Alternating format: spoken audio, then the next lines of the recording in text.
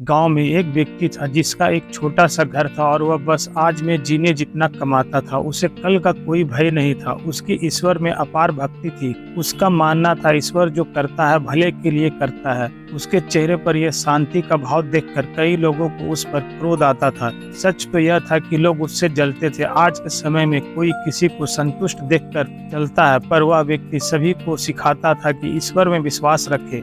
वे जो करते हैं अच्छे के लिए करता है। एक दिन गांव में एक बच्चे की उंगली दरवाजे में फंस गई और कट गई। वह बहुत रोया। पास के दवा खाने ले जाकर उसकी मलहम पट्टी कराई गई, लेकिन उसकी आधी उंगली को नहीं जोड़ा जा सका। उसकी माँ बहुत रो रही थी। उसके पिता भी बहुत दुखी थे। तभी वह संतुष्ट व्यक्ति वहां से गुजरा। उसने पूरी बात सुनकर बच्चे एवं उसके माता पिता को समझाया और कहा, भगवान में विश्वास रखो, वो जो करते हैं अच्छे के लिए करते हैं। यह सुनकर बच्चे के माँ बाप और गाँव के लोगों को गुस्सा आ गया।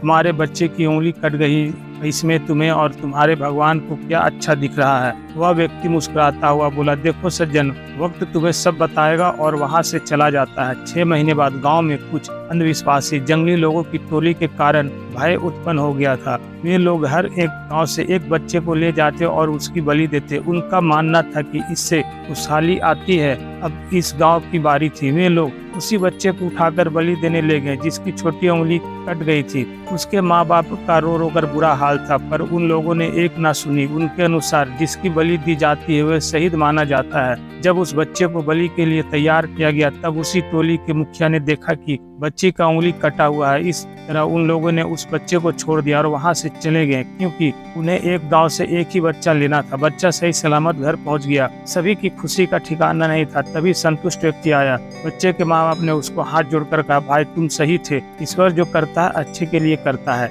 एक आश्रम में संत रहते थे जो कि बच्चों को शिक्षा देने का कार्य करते थे। दूर दूर से बच्चे आकर संत से शिक्षा ग्रहण किया करते थे।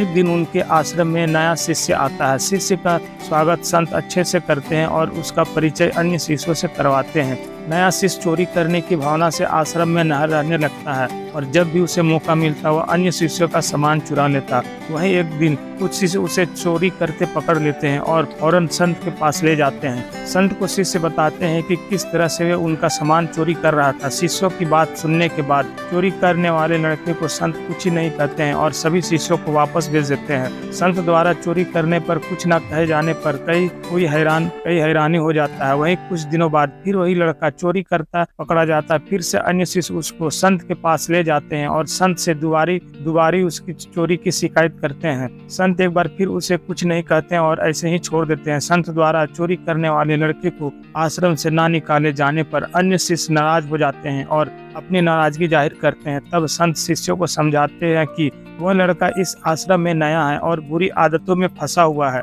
व्यक्ति की आदतों को बदलने में समय लगता है। इससे पहले ये जहाँ रहता था वहाँ से इसने चोरी करना सीखा है। इस आश्रम में अच्छी बातें पढ़ाई सिखाई जाती है और एक दिन यह लड़का भी अच्छा ज्ञान हासिल करने के बाद सुधर जाएगा।